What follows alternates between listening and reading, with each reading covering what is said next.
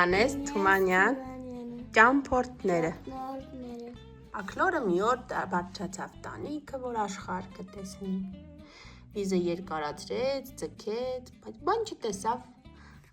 Քանի որ Սարը խանգարում էր։ Այ փուչի աղբեր, իմանաս Սարի հետևը ինչ կա։ Ես էլ չգիտեմ, ռաֆ։ Իսկ Աքլորը ինչ է պատասխանում։ Արի գնանք Սարի հետևը նայենք ինչ կա աշխարհում, որ չենք մտածի ինչ անենք, արի գնանք։ Շունիկը պատասխանում է։ Արի գնանք, ռաֆ։ Եվ ուրախ զվարթ քայլում են,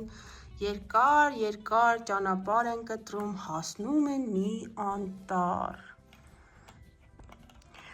Աքաղաղը բարձրանում է մոտակա ծառը, իսկ Շունիկը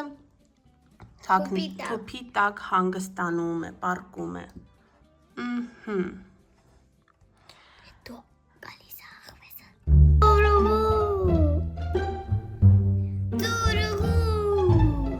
Այս ինչ ձայն է, ասեց աղվեսը։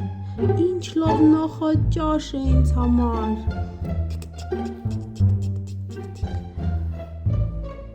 Աքլոր եղբայր, այդ ինչ ես անում ծառի վրա։ Ես ուզում եմ աշխարհ տեսնեմ այս Սարի հետ Սարը դիմացից չի երևում։ Գնում ես Սարի ետևը, որպեսզի աշխարհը տեսնես։ Այո։ Ինչ լավ է, ես էլ շատ վաղուց փնտրում էի ընկեր, որ ինձ հետ գար աշխարհը տեսնելու։ Դե վարի չիր միասին գնանք աշխարհը տեսնենք։ Համաձայն ես։ Եթե համաձայն ես, արի վարի չիր միասին գնանք։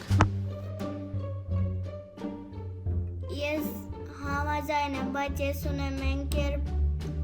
փուշի տակ, որ հասկան, որ ինքելը համաձայն, արի միասին գնանք։ Այս աղվեսը մտածեց,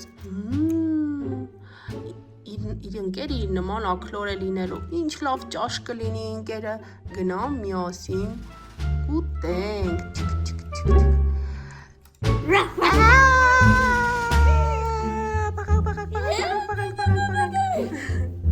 Եվ այդպես աղվեսը լեղապատառ փախավ անտառը, իսկ Աքլորն ու Շունիկը ինչ արեցին։ Վախացրեցին։